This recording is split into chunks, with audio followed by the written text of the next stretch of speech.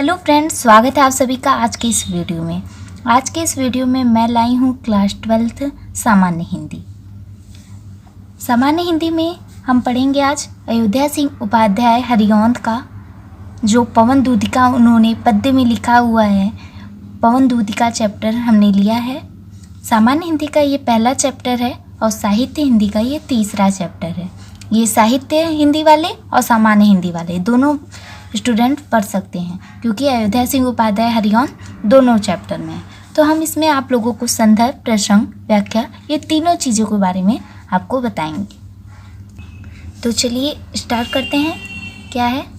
बैठी खिन्ना यक दिवस वे गेह में थी अकेली, आके आंसू दृग युगल में थे धरा को भिगोते, आई धीरे इस सदल में पुष्प सदगंध को ले, प्रातः वाली सुपवन इसी काल वातायनों से।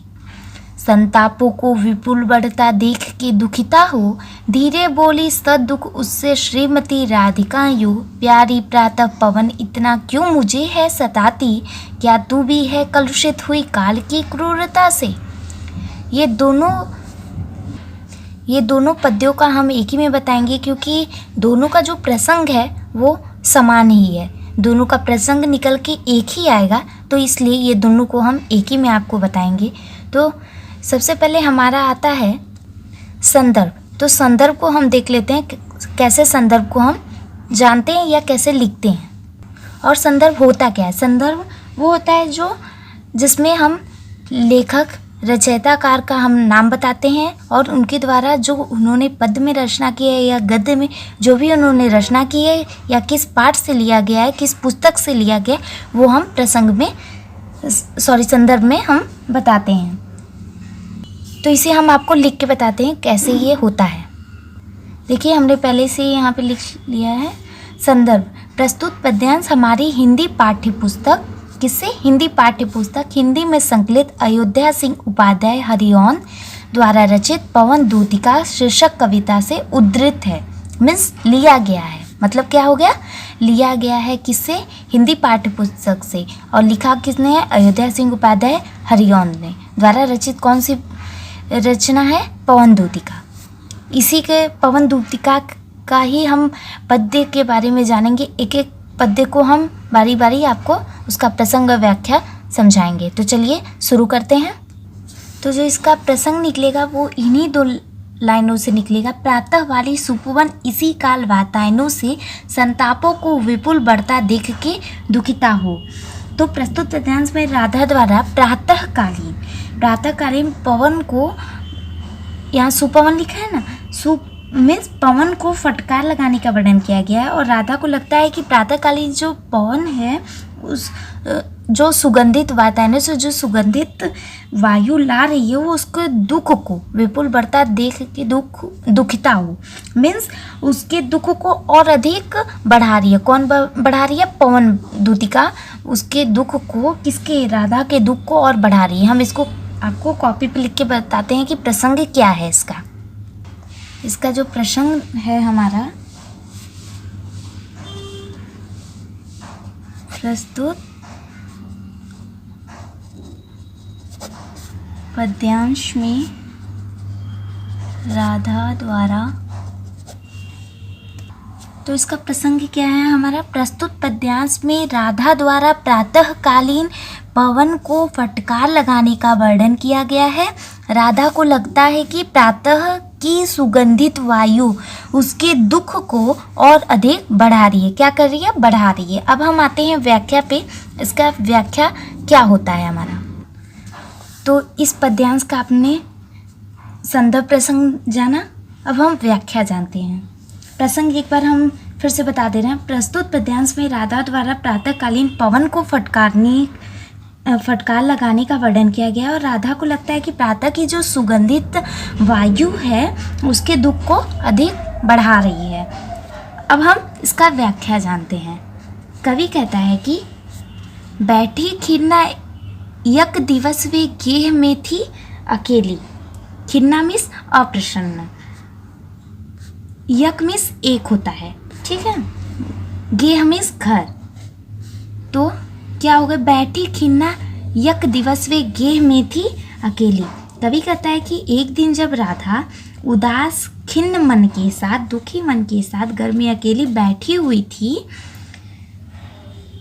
आके आंसू दृग युगल में थे धरा को भिगोते। दृग युगल मतलब दोनों नेत्र, दृग युगल में दोनों नेत्रों को क्या कर रहा था, देखिए, और उसकी दोनों आंखों से आंसू बहकर क्या कर रहे थे, धरा को भिगोते, जमीन पर गिर रहे थे। धरा में जमीन पर गिर रहे थे।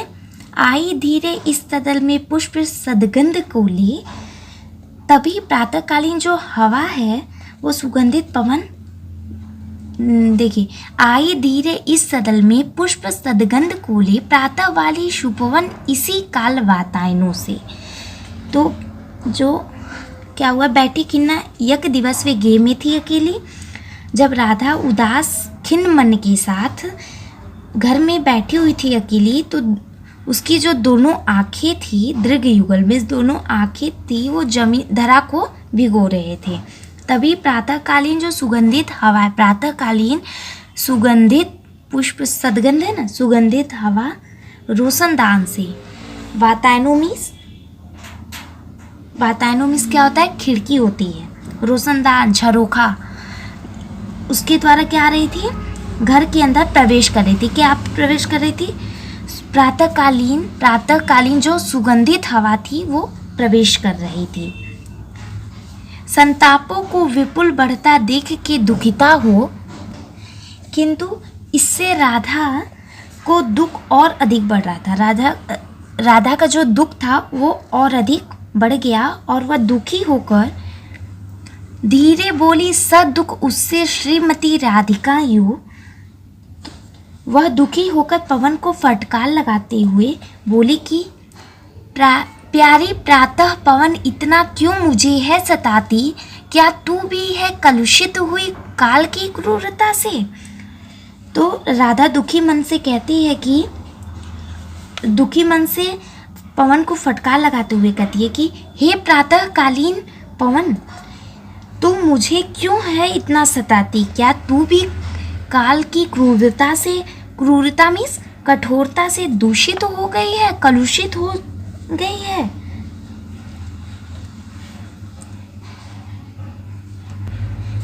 कलुषित हो गई काल की क्रूरता से मीन्स मतलब कहने का क्या तुझ पर भी समय की क्रूरता का प्रभाव पड़ गया है क्या, कि तुम इतनी कठोर हो गई हो।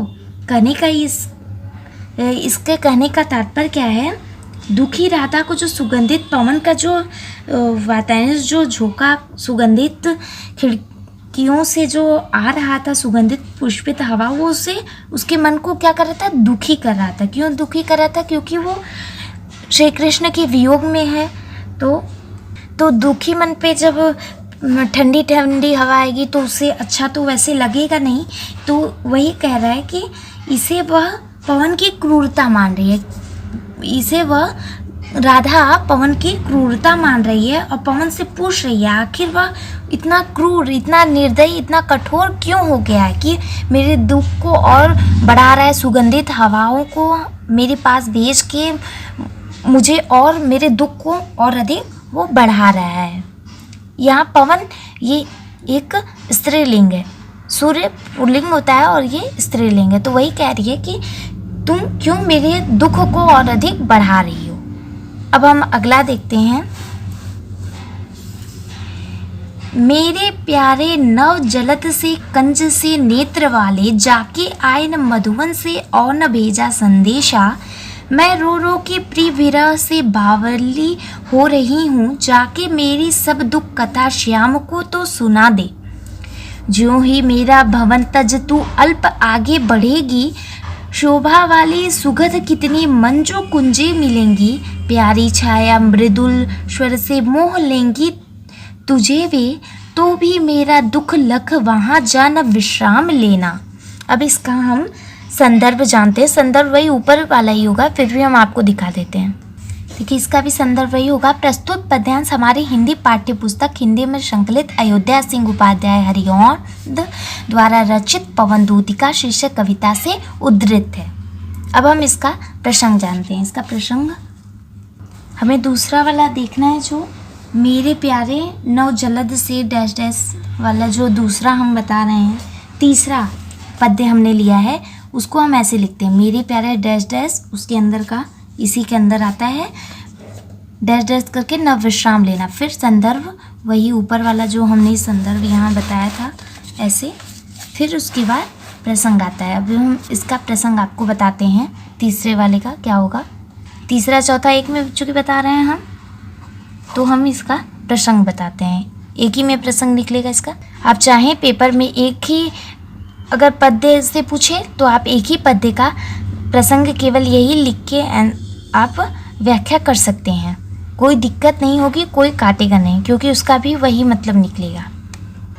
तो तीसरे चौथा जो प्रसंग है, प्रस्तुत पद्यांश में राधा के द्वारा पवन को दूतिका मानकर कृष्ण के लिए संदेश भेजा जा रहा है।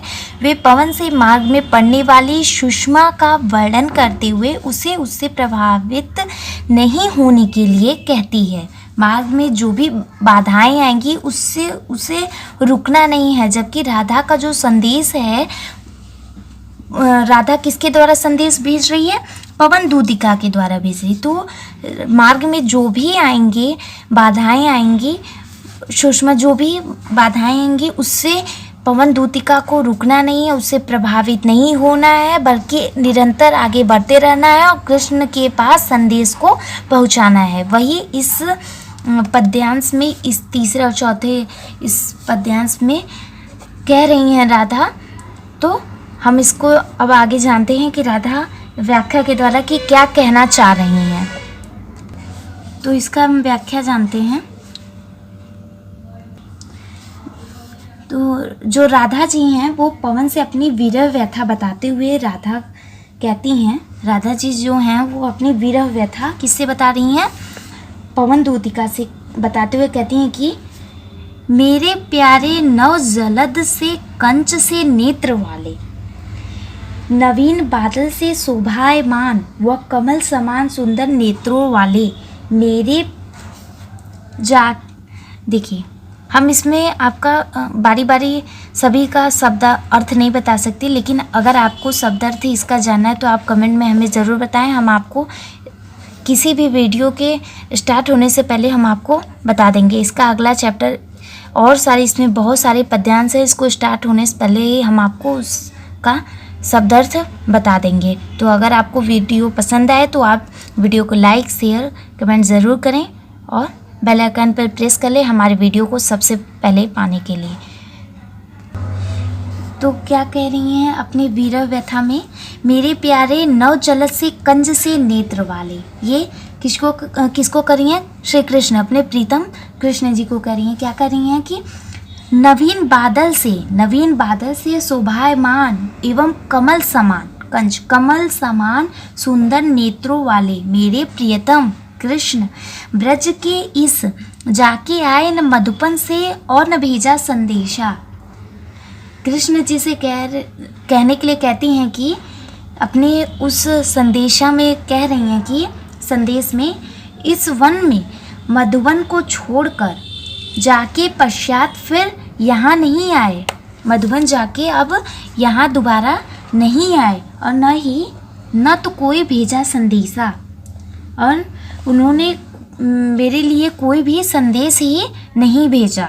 ये राधा जी पवन दूतिका से कह रही हैं, मैं रो रो के प्रिय वीर से बावली हो रही हूँ, जाके मेरी सब दुख कथा श्याम को तू सुना दे।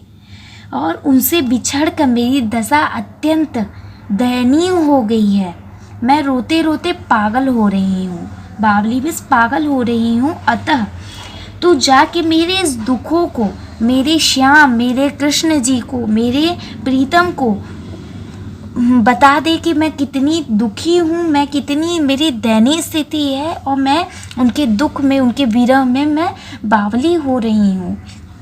इससे ये जो संदेश है, इससे अवगत कराने के लिए श्री कृष्ण के पास पवन दूतिका को भेज रही हैं। फिर राधा पवन से रास्ते में आने वाले विभिन्न प्राकृतिक सौंदर्य से सचेत रहने के लिए कहती हैं कि ज्यों ही मेरा भवन तजे तू अल्प आगे बढ़ेगी, क्या कर रही हैं कि विभिन्न प्राकृतिक जो सौंदर्य पढ़ेंगे उससे सचेत रहते हुए कहती हैं कि मेरे घर से कुछ ही दूर ज्यों ही मेरा भवन तज तू अल्प आगे बढ़ेगी। मेरे घर से कुछ ही दूर पर तू दूर जाने के बाद तुम्हें अत्यंत शोभा वाली सुखद कितनी मंजू कुंजें मिलेंगी, अत्यंत मनोहारी और सुख प्रदान करने वाली कुंजें मिलेंगी। प्यारी छाया मृदुल स्वर से मोह लेंगी तुझे वे, तो भी मेरा दुख लख वहाँ जन विश्राम लेना। वहाँ की शीतल छाया एवं जल प्रवाह व पक्षियों के कल्लों की मधुर ध्वनि तुम्हें अपनी ओर आकर्षित करेंगी, किंतु मेरे दुख को ध्यान में रखकर तुम वहाँ विश्राम न लेना, बल्कि मेरा यह संदेशा मेरे प्रीतम श्री कृष्ण तक पहुँचा देना। तो ये था हमारा तीसरा और चौथा। अब हम जानते हैं अगले पे चलते हैं। थोड़ा आगे सरसराव का धाम सतपुष्प वाला, अच्छे अच्छे बहुद्रुम लतावान सौंदर्यशाली, प्यारा वृंदा विपिन मन को मुग्धकारी मिलेगा। आना जाना इस विपिन से मुह मान न होना, जाते आते अगर पथ में क्लांत कोई दिखावे तो जाके सन्निकट उसकी क्लांतियों को मिटाना। धीरे धीरे परस उसके गात उत्ताप खोना, सदगंधों से श्रमित जन को हर्षितों सा बनाना। तो अब हम इसका देख लेते हैं। इसकी भी जो संदर्भ होगी वो भी वही होगी जो इससे पहले हम आपको बताते आए हैं, वही वाला होगा। प्रस्तुत पद्यांश हमारी हिंदी पाठ्य पुस्तक हिंदी में संकलित अयोध्या सिंह उपाध्याय हरिओंद द्वारा रचित पवनदूती का शीर्षक से उद्धृत है या लिया गया है। अब हम इसका प्रसंग जानते हैं। हम प्रसंग इसमें ही आपको बता देते हैं। इसका जो प्रसंग होगा ये थोड़ा आगे सरस डैश डैश जन को हर्षितों सा बनाना। इसमें जो प्रसंग होगा वो होगा, प्रस्तुत पद्यांश में राधा मथुरा जाने वाली पवन दूतिका को मार्ग में मिलने वाले मनोरथ स्थलों व दृश्यों से अवगत कराते हुए उसे उनसे मोहित न होने किंतु दुखियों के कष्ट दूर करने की सीख देती हैं। इसमें हम जब व्याख्या करेंगे तो आपको पता चल जाएगा कि इसका प्रसंग हमारा मुख्य प्रसंग निकलेगा क्या। आप व्याख्या जब जान जाएंगे तो प्रसंग निकालना बहुत ही सरल होगा। तो अब हम व्याख्या जानते हैं। राधा जी पवन दूतिका को मथुरा भेज रही हैं तो कहती हैं, थोड़ा आगे सरसराव का धाम सतपुष्प वाला, अच्छे अच्छे बहुद्रुम लतावान सौंदर्यशाली।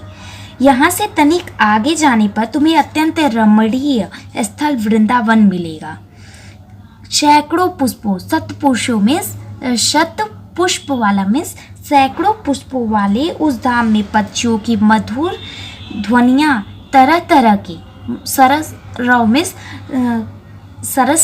रौमिस क्या मतलब क्या हो जाएगा इसका? सैकड़ों पुष्पों तो शतपुष्प वाला उस धाम में पक्षियों की मधुर ध्वनियाँ, सरस रौमिस मतलब पक्षियों की मधुर ध्वनियाँ, तरह तरह के सुंदर वृक्ष, बहुद्रुम लतावान मतलब और लताएं तुम्हें अपनी ओर, सौंदर्यशाली लताएं तुम्हें अपनी ओर आकर्षित करेंगी, किंतु प्यारा वृंदा विपिन मन को मुग्धकारी मिलेगा और वो तुम्हें मोहित करेंगी, आकर्षित करेंगी।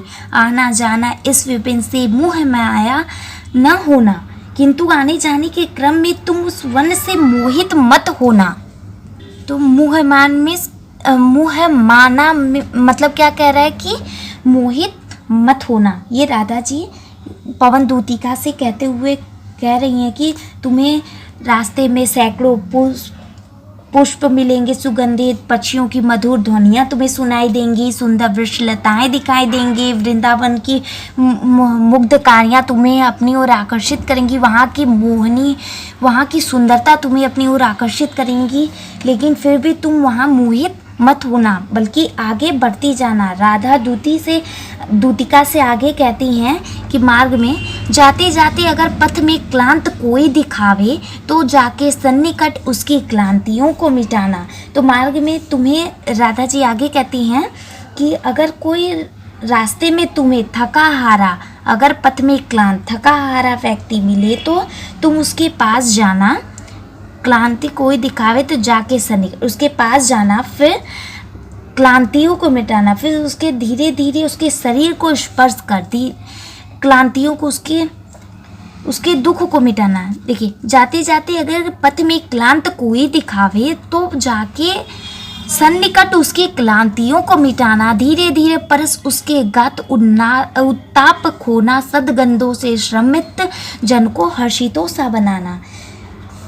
क्या कह रही हैं राधा जी कि अगर मार्ग में तुम्हें कोई थका हारा व्यक्ति दिखे तो उसके पास जाना और उसे स्पर्श कर, उसकी दुख, उसके संताप, उसके कष्ट को तुम हर लेना, उसको हटा देना, क्योंकि पवन बहुत शीतल हवा देता है जो मन को सारे थकानों को हर लेता है। तो वही कह रही हैं कि तुम उसके पास जाके उसकी थकान को मिटाना, साथ ही उसके चारों ओर सदगंधों से श्रमित जन को हर्षितों सा बनाना, उसके चारों ओर अपनी सुगंध बिखेर कर उस थके हुए व्यक्ति को हर्षित प्रफुल्लित करना, उसके मन में खुशी उमंग लाना। जब पवन अच्छी हवा चलती है तो मन प्रफुल्लित हो जाता है। तो वही कह रही हूँ, उसके चारों ओर सुगंधित हवा तुम फैला देना, उसके मन को प्रफुल्लित कर देना। तो ये था हमारा आज की वीडियो में, बस इतना ही। अगर वीडियो पसंद आए तो लाइक शेयर कमेंट ज़रूर करें और सब्सक्राइब कर लें, साथ ही बेल आइकन पर प्रेस कर लें। और अगर आप हमारे टेलीग्राम ग्रुप से नहीं जुड़े हैं तो टेलीग्राम ग्रुप से जुड़ने के लिए भी उसका लिंक नीचे डिस्क्रिप्शन बॉक्स में मिल जाएगा, तो आप वहां से जुड़ जाइए। अगर आप हमारे व्हाट्सएप ग्रुप से नहीं जुड़े हैं तो उसका भी लिंक आपको नीचे डिस्क्रिप्शन बॉक्स में मिल जाएगा, आप वहां से जुड़ जाइएगा।